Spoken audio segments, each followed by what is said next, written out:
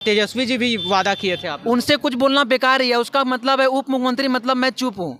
उनके कहने का मतलब मैं सरकार में आऊँगा तभी कुछ करूँगा। उनका वादा जो है भैंस के आगे बीन बजाने जैसा है, इसलिए उनसे तो मैं कुछ बोलूँगा ही नहीं। उनको खुद पता नहीं है कि हम क्या है नहीं है।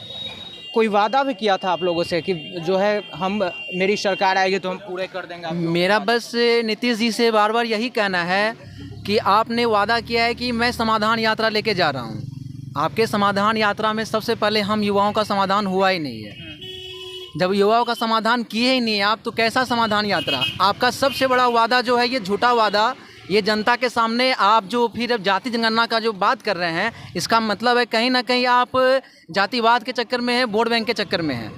हम लोगों से आपको कोई मतलब ही नहीं है। हाँ, अगर आपको समाधान ही करना था तो हम 1778 परिवार का समाधान कीजिए, जिसकी बहन कुमारी घर में बैठी हुई है इस आस लगा के कि भाई का जॉब लगेगा तो कल हम अच्छा घर भर प्राप्त करेंगे, लेकिन ऐसा नहीं हो रहा है। बोलते बोलते आँख में पानी आ जाता है। हम लोग की एज बची नहीं, इससे अच्छा है कि हम लोगों को जहर दे दे, हम लोग इसके लिए मरने के लिए तैयार हैं। सरकार पे कोई जिम्मेदारी नहीं होगी, हम लोग स्वतः आत्महत्या कर लेंगे। इससे आगे सरकार से मेरा कोई और कुछ नहीं कहना है। बस अगर आपको समाधान ही करना है, यही समाधान निराकार कीजिए इसका।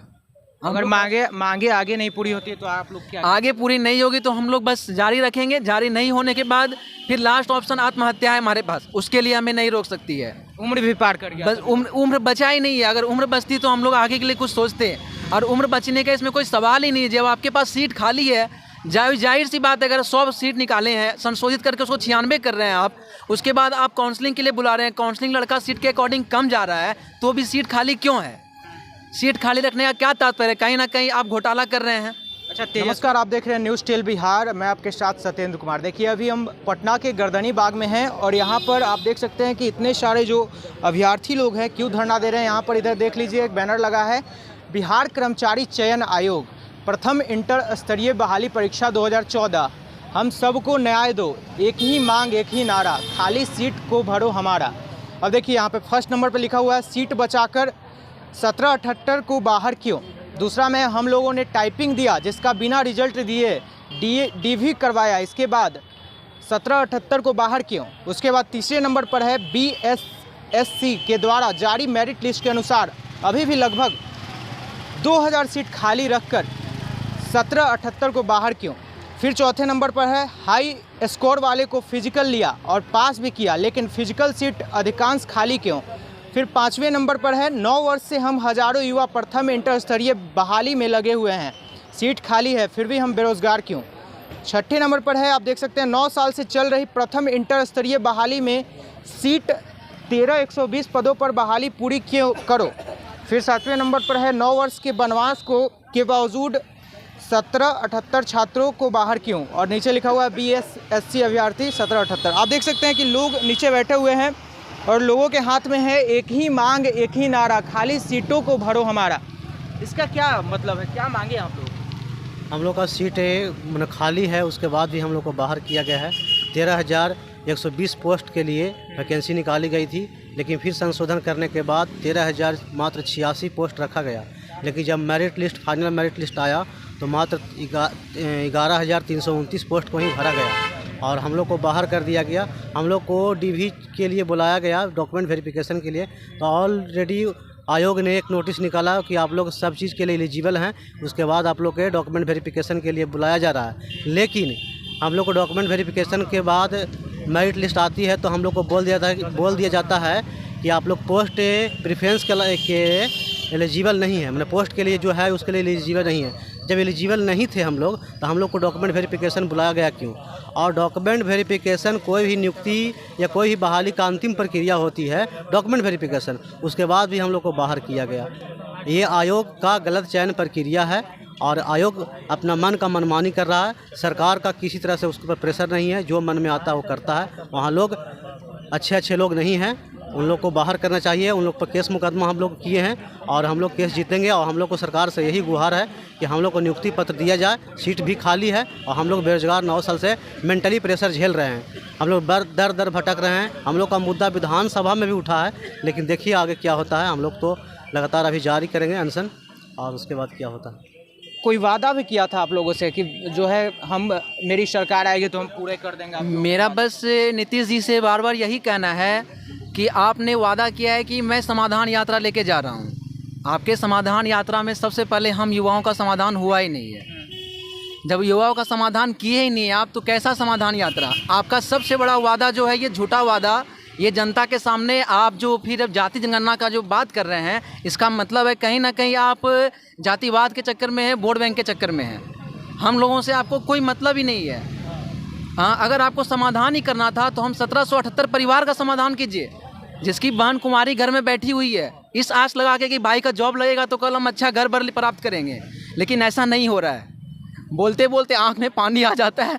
हम लोग की एज बची नहीं, इससे अच्छा है कि हम लोगों को जहर दे दे, हम लोग इसके लिए मरने के लिए तैयार है। सरकार पे कोई जिम्मेदारी नहीं होगी, हम लोग स्वतः आत्महत्या कर लेंगे। इससे आगे सरकार से मेरा कोई और कुछ नहीं कहना है। बस अगर आपको समाधान ही करना है, यही समाधान निराकार कीजिए इसका। अगर मांगे आगे नहीं पूरी होती है तो आप लोग क्या? आगे पूरी नहीं होगी तो हम लोग बस जारी रखेंगे। जारी नहीं होने के बाद फिर लास्ट ऑप्शन आत्महत्या है हमारे पास, उसके लिए हमें नहीं रोक सकती है। उम्र भी पार कर गया, बस उम्र बचा ही नहीं है। अगर उम्र बचती तो हम लोग आगे के लिए कुछ सोचते हैं, और उम्र बचने का इसमें कोई सवाल ही नहीं है। जब आपके पास सीट खाली है, जाहिर सी बात है, अगर 100 सीट निकाले हैं, संशोधित करके उसको 96 कर रहे हैं आप, उसके बाद आप काउंसलिंग के लिए बुला रहे हैं, काउंसलिंग लड़का सीट के अकॉर्डिंग कम जा रहा है, तो भी सीट खाली क्यों है? सीट खाली रखने का क्या तात्पर्य है? कहीं ना कहीं आप घोटाला कर रहे हैं। अच्छा, तेजस्वी जी भी वादा किए थे आप? उनसे कुछ बोलना बेकार ही है। उसका मतलब है उप मुख्यमंत्री, मतलब मैं चुप हूँ। उनके कहने का मतलब है मैं सरकार में आऊँगा तभी कुछ करूँगा। उनका वादा जो है भैंस के आगे बीन बजाने जैसा है, इसलिए उनसे तो मैं कुछ बोलूँगा ही नहीं। उनको खुद पता नहीं है कि हम क्या है नहीं है। आप क्या कहना चाह रहे हैं? आपके जो हाथ में है जोर जुल्म के आंधी में संघर्ष हमारा नारा है, बीएसएससी के द्वारा अन्याय नहीं सहेंगे, यह संकल्प हमारा है। हमारा यही कहना है कि जो हमारे सीटें खाली उसको भरा जाए। ये 2014 की बहाली है, इस बहाली को 9 साल हो गए। अगर 9 साल में अगर एक बहाली को पूर्ण नहीं कर पाते हैं सरकार, तो सरकार शर्म करो, बेकार ऐसी सरकार है।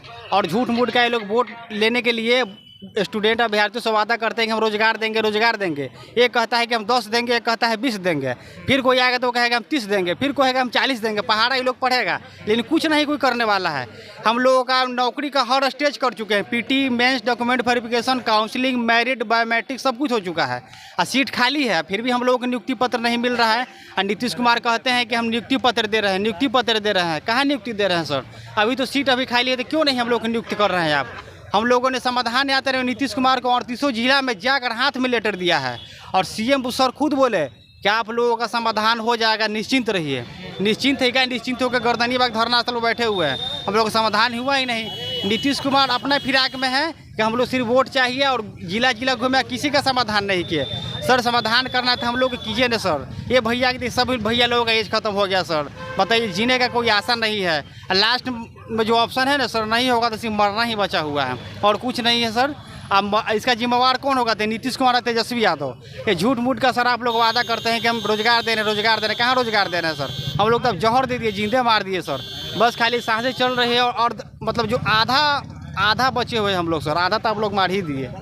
अब एक और बैनर इधर लिए हुए हैं, 9 वर्ष का मानसिक और शारीरिक प्रताड़ना का हर्जाना भरे, या 1778 छात्रों को नियुक्ति दे। ये जो आप बैनर लिए हुए, इससे क्या कहना चाह रहे हैं? कहना यही चाह रहे हैं सरकार को कि गोल मटोल वाला बात नहीं करे, इधर से उधर गोल पोस्ट की ओर किया जाता है। हम लोग आयोग के पास जाते हैं तो वो बोलते हैं कि सेक्रेटरिएट से यानी सचिवालय से अगर आदेश आएगा तो कर देंगे। जब यहाँ से सेक्रेटरिएट से जाता है लेटर तो वहाँ से नहीं करता है। फिर मुख्यमंत्री कहते हैं कि वह स्वायत्त संस्था है, तो फिर स्वायत्त संस्था है तो फिर उस पर कोई ना कोई तो उसके ऊपर बैठा होगा। हम लोग संदीप सौरभ से लेकर सारे विधायक, लगभग 75 विधायक से हम लोग लेटर लिखवा चुके हैं। बोला गया कि लेटर विधायक से लिखवाकर प्रेशर बनवाइए मुख्यमंत्री पर, सचिवालय पर, कि आप लोग का काम हो जाएगा। हम लोग 75 लेटर लिखवा लिए, सारे मंत्री विधायक, कोई 243 में विधायक में कोई भी ऐसा मंत्री या विधायक नहीं होगा जिसके पास हम लोग का मैटर नहीं पहुंचा होगा। लेकिन सब लोग सुनकर इधर का बात उधर गोल मटोल केवल करता है, कोई कुछ करना नहीं चाह रहा। स्टूडेंट तो आप देख सकते हैं कि यहाँ पर सैकड़ों की संख्या में जो है अभ्यर्थी लोग यहाँ पर धरना पे बैठे हुए हैं, और सरकार के खिलाफ इन लोगों का गुस्सा फूटा हुआ है कि अगर हम लोगों की बातों को नहीं सुना जाता है तो हम लोग आत्महत्या करने को तैयार हैं। बहरहाल कब तक सरकार इन लोगों की बातों को सुनती है, अब देखने वाली बात होगी। आप देख रहे थे न्यूज़ 12 बिहार, धन्यवाद।